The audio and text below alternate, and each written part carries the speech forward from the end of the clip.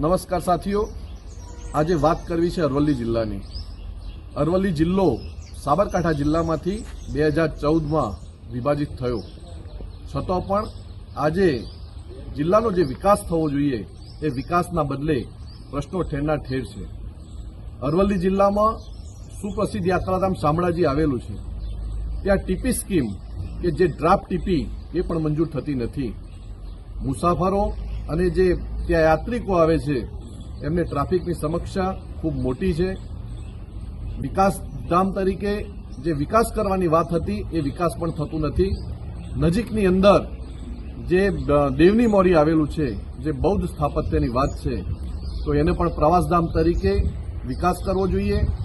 અગાઉ આ વિકાસ કરવા માટેની મોટી જાહેરાતો થઈ છે, પરંતુ બજેટની અંદર કોઈ જોગવાઈ કરવામાં આવતી નથી.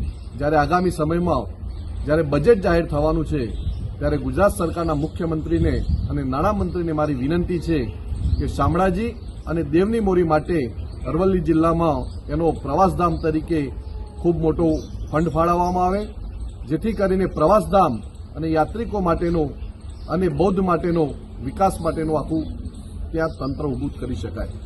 સાથે સાથે જિલ્લામાં સિંચાઈની સુવિધાની વાત કરીએ તો ભૂતકાળની અંદર કડાણા હાઈબેક કેનાલની વાત કરેલી, પરંતુ આ જિલ્લો એક પણ ઉદ્યોગો નથી કે જેના કારણે ત્યાં સારો રોજગારી મળી શકે, જેના કારણે ઉદ્યોગો પણ સ્થાપવાની જરૂરી છે.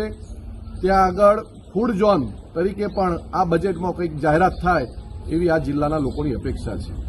ખેતી અને પશુપાલન પર નિર્ભર આ જિલ્લાની અંદર સિંચાઈની સુવિધા પણ નથી.